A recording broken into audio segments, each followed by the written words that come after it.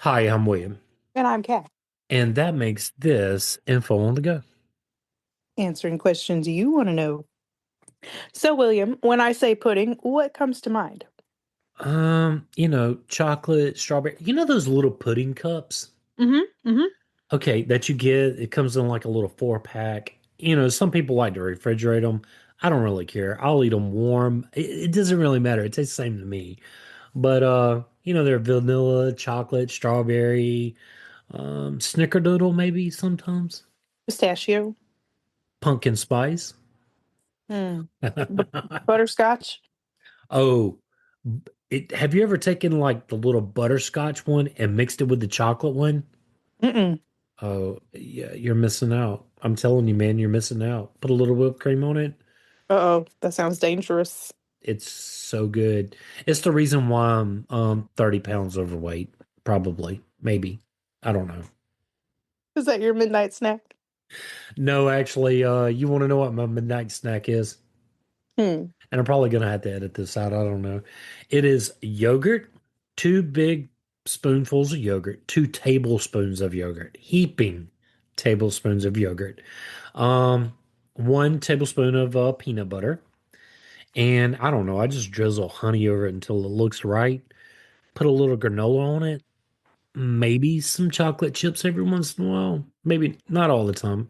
Stir it up really good, and that is my midnight snack. You make yourself a nice parfait for a Yeah, it's midnight good. snack. That sounds delicious. It is extremely delicious. And actually, when we get done, I'm probably gonna go, make me one. So, today we are sinking our spoons into something sweet, comforting, and surprisingly complex, but not your parfait, okay? We're talking about pudding on this episode of Info on the Go. Oh, and Pudding's story isn't just one of creamy desserts and childhood nostalgia. No, no, no, no. It's a journey through centuries of culinary evolution. So, did you know the word pudding actually comes from the French boudin, meaning sausage? You mean like you're putting your boot in the closet? I had to steal it, Cat. I'm sorry. Yes, absolutely, like boudin, the closet. All right. So yeah, that's right. So the earliest puddings weren't sweet at all. In fact, they were savory, often meaty, and sometimes even made with blood. Actually, in Scotland, there is still blood pudding. Yeah, we're gonna get into a lot of that. So, think of black pudding or haggis. So, blood pudding, also known as black pudding, is a type of blood sausage primarily made from pig's blood, and it's mixed with ingredients like oatmeal, barley, onions, and spices. Sounds so delicious, don't it? It doesn't sound bad. No, I think if you cook it right, I mean, don't tell me how the sausage is made. Just let me try it. Yeah, yeah, no, I wholeheartedly with you there. Yeah. Tell me after I've eaten it, after I made my decision whether I like it or not. All right, because Yeah. all those ingredients separately, I like them. All right, I don't know about oatmeal together, You like but pig's blood? I mean, it's within all meats. Yeah, blood. You just kind of cook it out and it blends with everything else. So as long as you don't think about it too hard, it's already there. I like to eat my steaks medium rare, and my wife refuses to go to a restaurant with me and order a steak. She will literally tell me before we get there, you cannot order a steak here. Order something else. And so my daughter and I, we do these daddy-daughter dates. My youngest daughter, we went somewhere, ordered a steak. We got home, and then she's like, I will never eat steak with dad again at a restaurant. Oh my goodness. I just tell them, hey, walk it across the grill till it's got some little char marks on it. Bring it out to me. I agree. Yeah, because I'm the same way. Yeah, So me and you can go eat steak together, okay? I want it to moo a little bit when I go to cut it. I want it to go. Mer. Yes, yes. As my mom would say, I still want it mooing. In any case, it's then usually stuffed into a casing and cooked, often by boiling or frying, and the resulting product has a savory, slightly nutty flavor, often described as unami. Yeah, that sounds pretty good. It does. But over time, especially in Britain, puddings transformed. They evolved into rich, steamed, or bold desserts, spiced and studded with dried fruits. The kind that takes center stage at a Christmas dinner. So, how did we get from sausage casings to silky chocolate mousse? We're about to serve up a fascinating tale of pudding through the ages. It's going to be kind of terrifying. It probably should have came out in our Halloween episodes. Uh, so long before pudding became a sweet comfort food, it had a very different form and function in ancient civilizations. One that it was deeply rooted in practicality, preservation, and uh, sustenance. These early puddings bore little resemblance to modern desserts and were often savory, sometimes even grisly by today's standards. Yeah, in ancient Mesopotamia and Egypt, food preservation was essential, especially in arid climates. People combined available staples like grains and animal products into cohesive, storable forms. Some of the earliest proto puddings likely evolved from stuffing animal intestines or stomachs with a mixture of meat, fat, organ bits, and grains such as barley and millet. Nothing went to waste. Right. And these early preparations were boiled or roasted, a practical way to use every part of the animal and extend its shelf life. While they weren't called pudding at the time, they did serve a similar role. A filling, dense, and nutrient-rich dish, right? Right. The Greeks and Romans further developed these traditions. And Homer's Odyssey, one of the earliest known references to a blood pudding appears. Homer describes a man turning a stuffed stomach over a fire. All right, I'm going to try to do my best Homer impression here, okay? All right, here we go. A man before a blazing fire turns quickly this way and that, a stomach full of fat and blood. He is eager to get it roasted quickly. Yeah, I know that was kind of my own voice, wasn't it? Yeah, but that's okay. It's the best Homer I could do. All right. So this vividly illustrates how such preparations were both familiar and valued in ancient Greek culture. So the Romans, ever meticulously in their culinary documentation, they recorded various recipes that resembled early puddings in texts like Apicius, a Roman cookbook. Yay, that sounds like a fun cookbook to me. I mean, it sounds very primitive. Yeah, it does. I would really love to get my hands on it, though, all jokes aside. Hmm. I wonder if they make like a modern copy. I'm all about flavor profiles when I cook. Same, same. So, in any case, these included mixtures of minced meat, blood, spices, grains, and nuts stuffed into animal casings, precursors to what would later be known in medieval Europe as black pudding or blood sausage. Yeah, so the Romans there, they loved spices, right?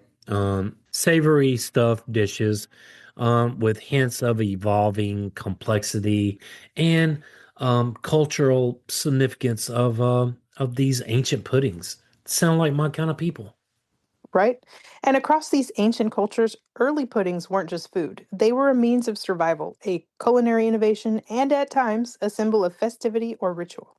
Yeah, so what they lacked in sweetness, they really made up in depth, utility, and tradition. Laying the foundation for centuries of a evolution to come, right? Right. Also in medieval Europe, pudding was still very much a savory affair, far removed from the sugary confections it would eventually become.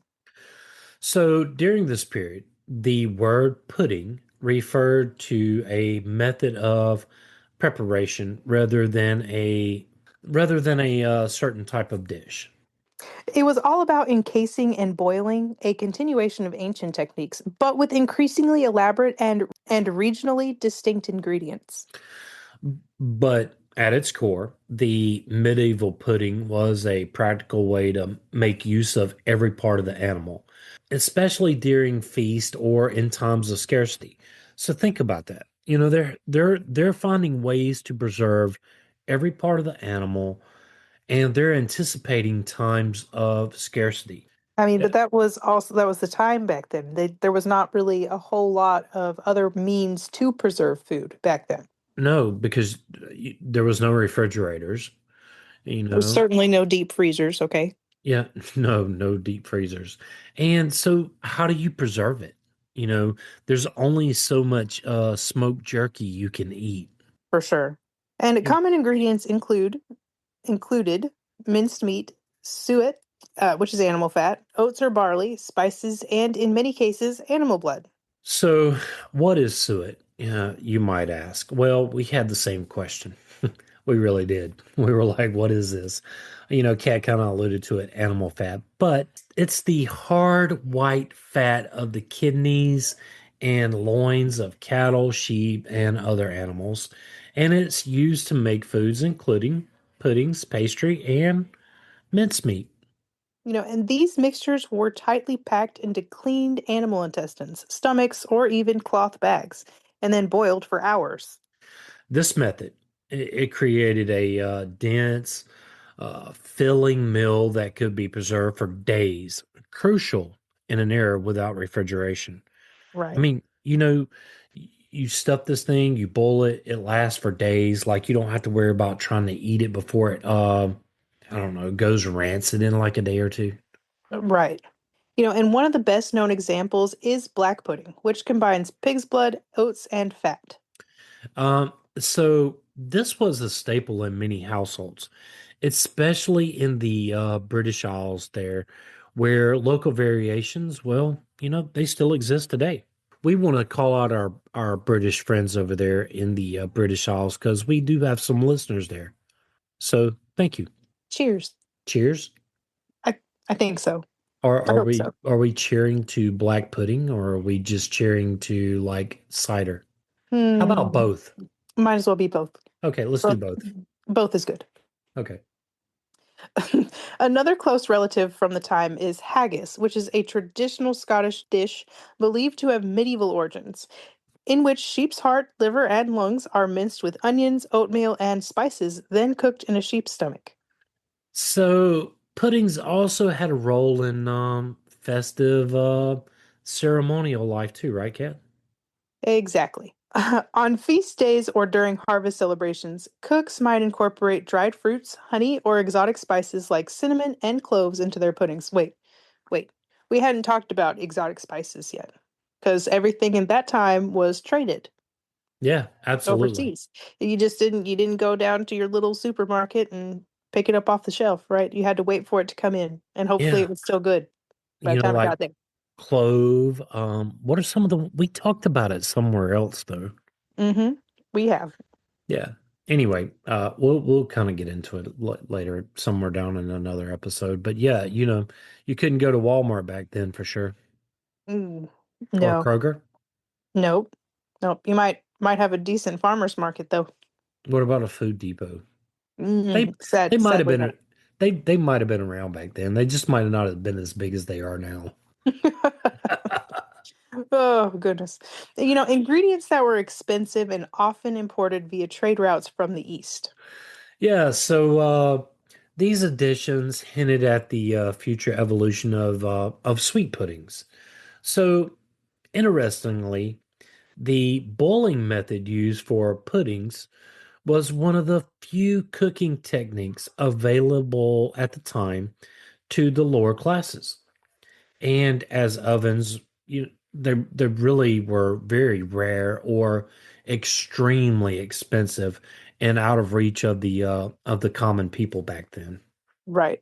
Thus, boiled puddings became a hallmark of peasant cuisine, adaptable, nourishing, and deeply rooted in practicality. So by the late Middle Ages, the concept of pudding had begun to be it just became diversified. While savory meat-based versions remain common, Early sweet versions were starting to, well, they were starting to emerge during this time, especially among the wealthier households because they had access to, well, sugar and dried fruits. I think sugar's the main ingredient that they had that the common people didn't have. These were often served at the end of a meal as a rich, spiced finish, a precursor to what would become the traditional Christmas pudding in later centuries. Christmas pudding, you say?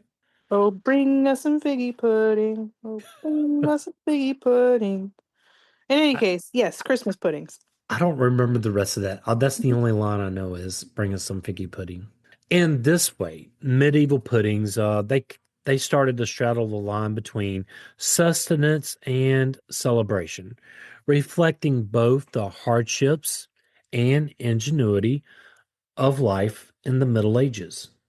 The 17th century marked a turning point in the history of English puddings as the dish began to split into two distinct paths. Yeah, so one of those was savory, and the other one being sweet. This was a period of culinary innovation and expanding global trade, both of which played key roles in reshaping how puddings were made and enjoyed. I want to follow the sweet path. What do you think? What do you think? Nine times out of ten, I'm gonna follow the sweet path. Okay, you're gonna find me as being Gretel and Hansel and Gretel and finding the witch's house made out of candy. All right, and there wouldn't be any breadcrumbs to find my way back home because I probably ate that on the way.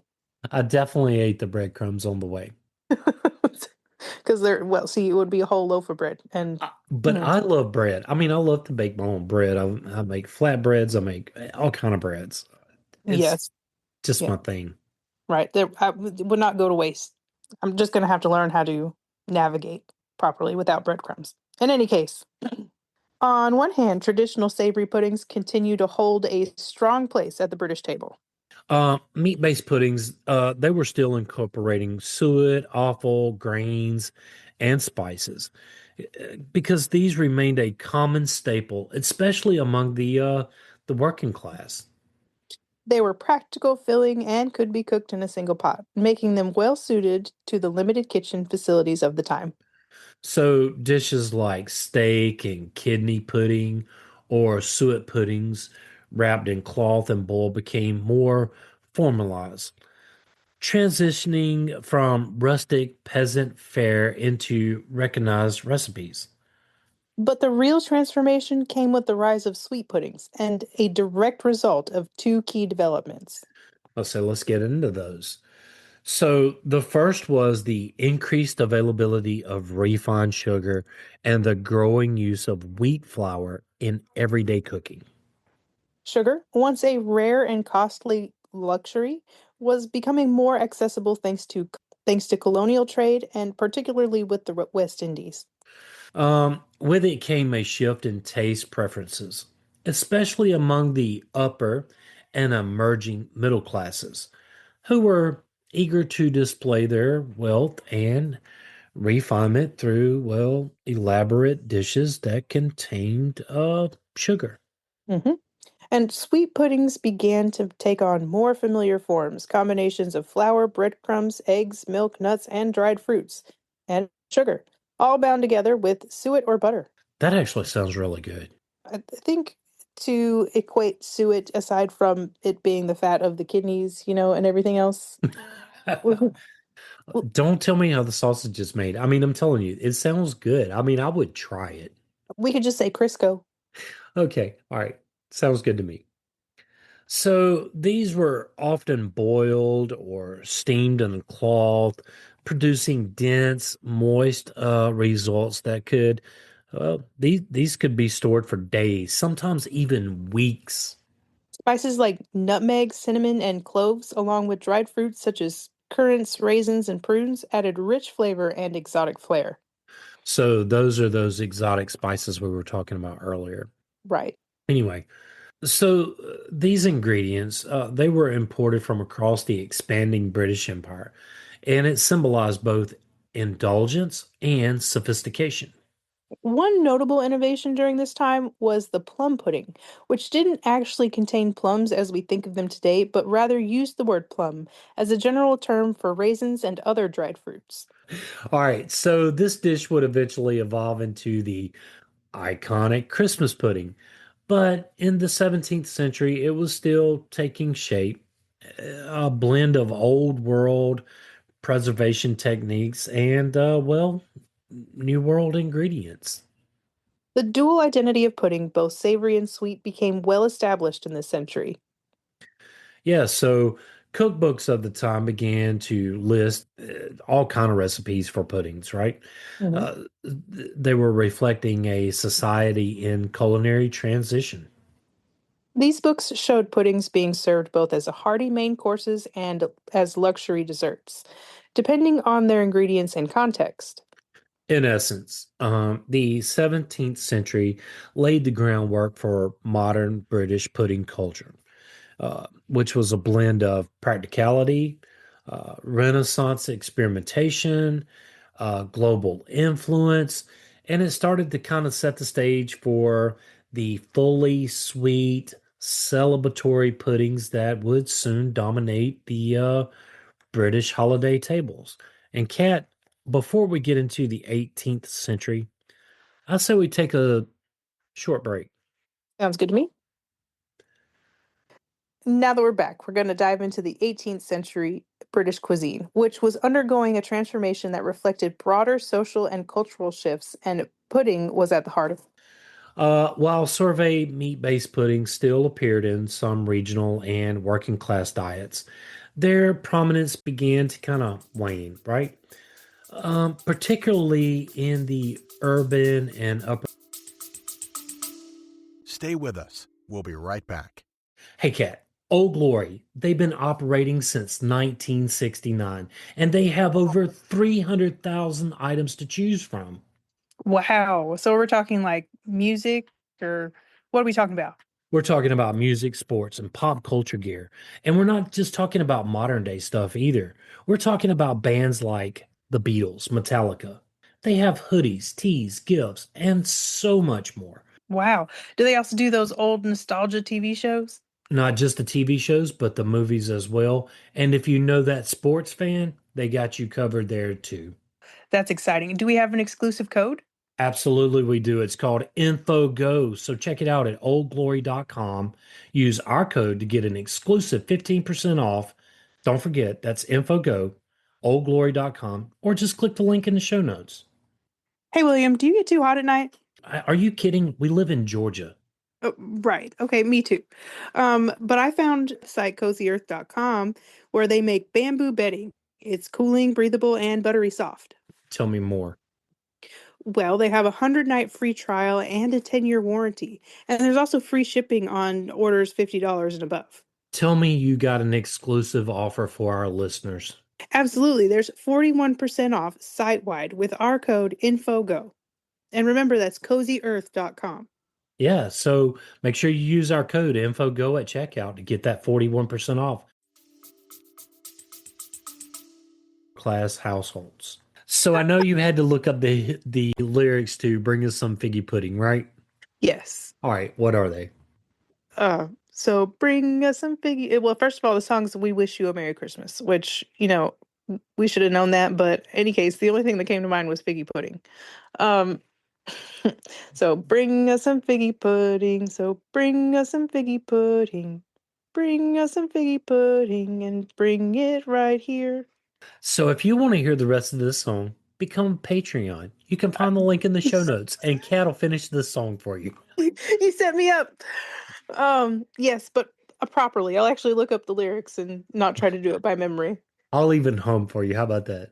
Sounds good. Sounds good. All You right. do the backup. Oh, I'm sorry. I kind of got us way off track there, didn't I? Sweet puddings are made of this. In any case, sweet puddings, by contrast, were rapidly becoming the centerpiece of British dining rituals, particularly during festive occasions. So the plum pudding, as Kat has been talking about, it emerged as the defining sweet pudding of the era.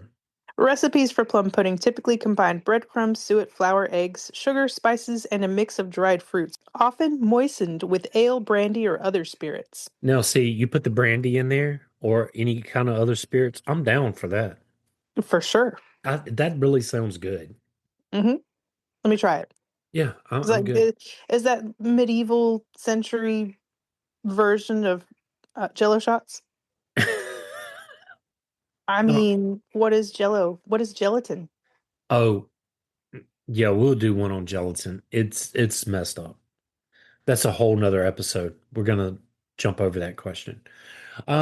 So the mixture was traditionally steamed, boiled in a cloth, and this is what gave its dense, rich texture and the ability to be preserved for weeks and now even months. This long shelf life made it ideal for holiday celebrations, and it became increasingly associated with Christmas. Yeah, which is why, They want their figgy pudding right here. yeah, absolutely. So by the late 18th century, the tradition of serving plum pudding at Christmas time it was really spreading rapidly across Britain. It was aided in part by religious customs and the formalization of the holiday of feasting. By the 19th century, this solidified its association, particularly with the influence of literature and Victorian ideals. So the publication of Charles Dickens' Christmas Carol in 1843, this played a pivotal role in pudding. Right.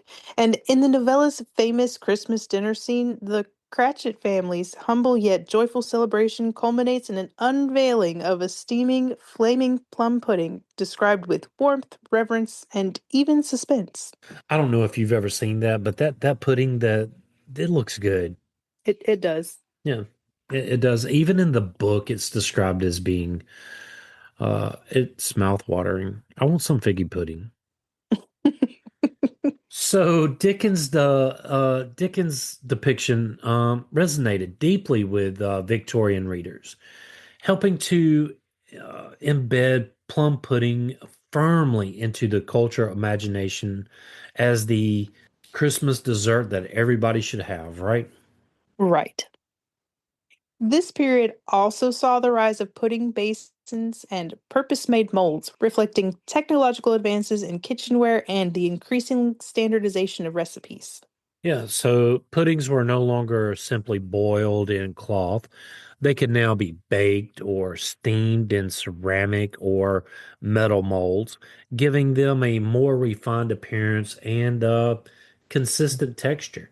Could you imagine, that Christmas tree mold of a pudding out on the table? Or Um, or maybe a pumpkin pudding? I don't know. right, whatever kind of mold they decided to make. Cookbooks of the time period helped codify sweet puddings as formal parts of the Victorian menu with multiple variations on plum, cabinet, bread, and rice puddings. Yeah, so puddings also took on a new role in the structure of the meal, right? Once a hearty main course, it was now clearly defined as dessert, often served after roast meats and savory courses. So it symbolized comfort, tradition, and domestic warmth, ideals central to Victorian life at the time. By the close of the 19th century, sweet puddings had not only supplanted their savory predecessors, but had also become ritualized cultural symbols, particularly during the Christmas season.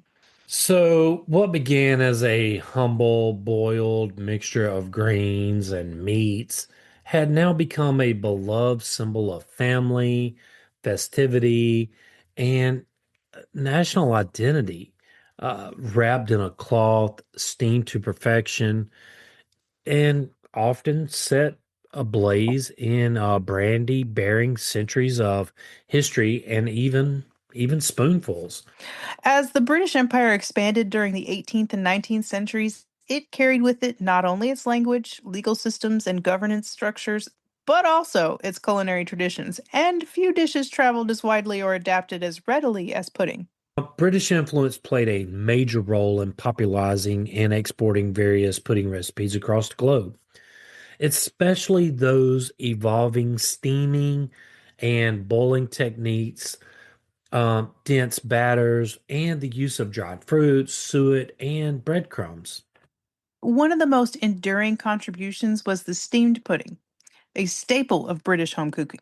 So these puddings, they range from rich, sweet varieties like treacle pudding and spotted dick to similar fair-like sponge puddings. And they were often made with flour, eggs, suet, or butter and milk. So, for those that don't know, spotted dick is a traditional British steamed pudding, historically made with, like we said, suet, dried fruit, usually currants or raisins, and often served with custard. Actually, sounds pretty good. hmm The technique of steaming in a basin, producing a moist, sponge-like texture, became a hallmark of British dessert making and was introduced in colonies around the world through settlers, soldiers, administrators, and missionaries. So in Austria and so in Australia and New Zealand, for instance, steamed and boiled puddings became deeply ingrained in the culinary culture, especially in holiday and rural settings. Christmas pudding remained a central festive dish, mirroring traditions back in Britain. So variations using local ingredients such as golden syrup or native fruits, they started to emerge, blending that British technique with regional flavors. In India, British colonial influence on food led to a fusion of techniques and ingredients. While Indian sweets have a long and distinct history of their own, the British introduced baked and steamed puddings into Anglo-Indian households and clubs.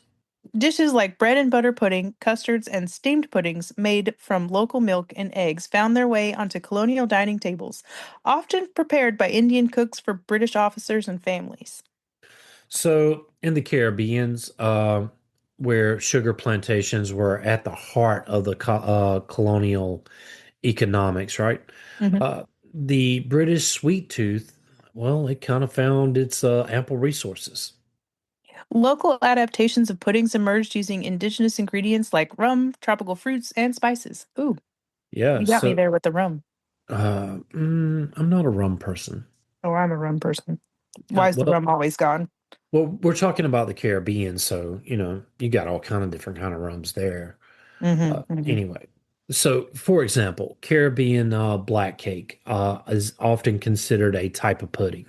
It bears strong resemblance to British Christmas pudding, but it incorporates local soaked fruits and regional spices, creating a richer, darker, and more intense version.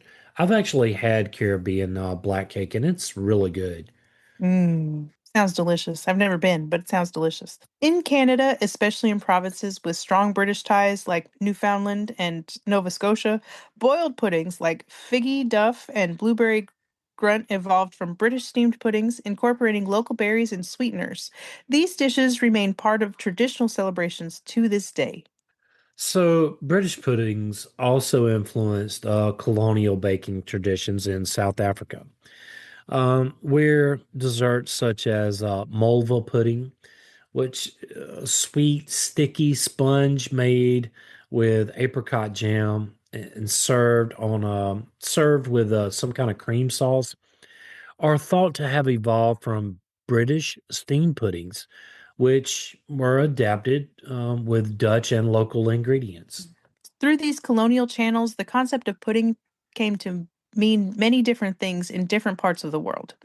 Yeah, so in North America, for example, pudding eventually became to refer primarily to creamy custard-like desserts, which is really a divergence from the steamed and boiled traditions of Britain. I would agree with that because when I think of pudding, I think of that custard-like stuff. For sure. But at the core of it all remains the British culinary legacy, a love for hearty, comforting, and often festive dishes that originated from a long history of boiling, steaming, and sweetening humble ingredients.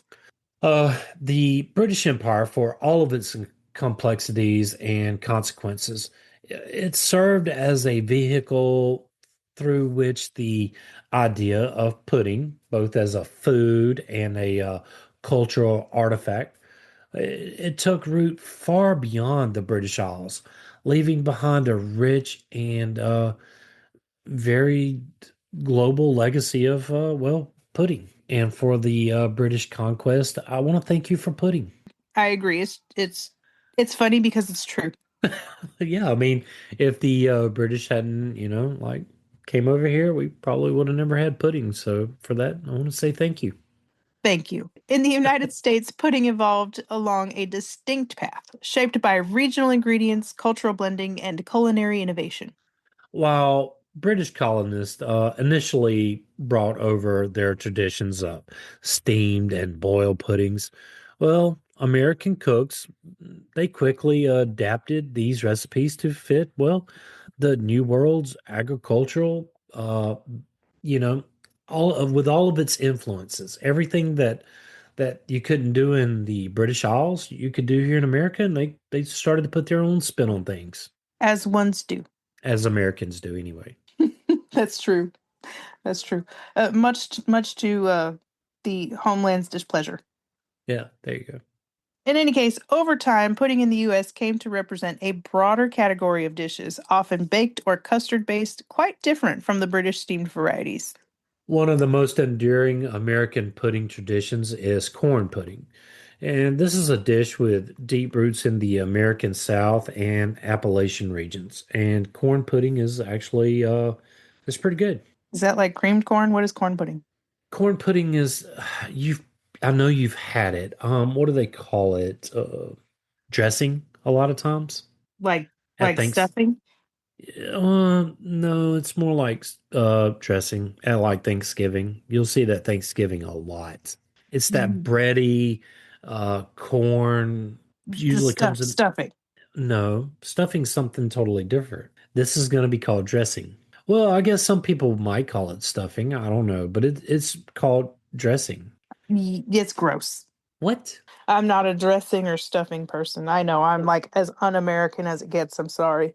It's a southern thing. Well, no, because in the part of the country that I come from, it was called stuffing. Stuffing is thicker though. It's more bready. I'm telling you, I don't know how to describe it. Like it really is made with creamed corn, and it's not stuffing is bready. Maybe you'll just have to make me some and I'll try it, okay? No, because I don't like dressing. I'm sorry. I don't eat it. Well, maybe we do I have eat something in common then. I eat stuffing, but I do No, not eat I don't like dressing. I'm sorry. I can't do it. we're both un-American then. Unsouthern. So this is made from a simple mixture of corn, often both creamed and whole kernel, eggs, milk or cream, sugar, and butter. Corn pudding is baked rather than steamed, resulting in a soft custard-like texture. Yeah, and it can have a bready look to it too sometimes. Um, so though it can be savory or slightly sweet, it's typically served as a side dish, uh, especially during well, Thanksgiving, where people call it, dressing or stuffing sometimes. Um, and you might see it at other holiday events. This dish reflects the prominence of corn or maize in indigenous and early colonial diets and the merging of European cooking techniques with native ingredients. So another staple is sweet potato pudding, which emerged in Southern and African American culinary traditions, and I love sweet potato pudding. In this dish, mashed sweet potatoes are blended with ingredients like sugar, milk, butter, spices, especially cinnamon and nutmeg, and sometimes eggs, then baked into a smooth spiced pudding. And I do thoroughly enjoy some sweet potato pudding or yep, and candied yams. Hmm. yes, that's what I was gonna say. Candied yams are topped with those marshmallows. Mm, Yeah, that's mm. really good. You could put marshmallows, you can put nuts, you can put Marshmallows and nuts, some raisins. I've had some raisins with it, yeah, you just kind of all kind you can do whatever you want to with it, man.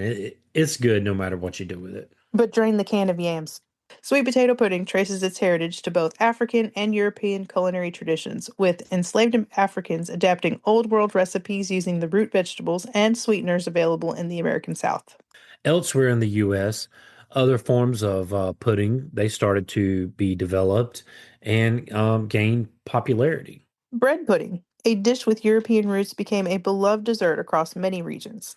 And using stale bread soaked in a sweet custard base and baked until golden, bread pudding was and is still a way to avoid food waste while producing a rich, comforting dessert.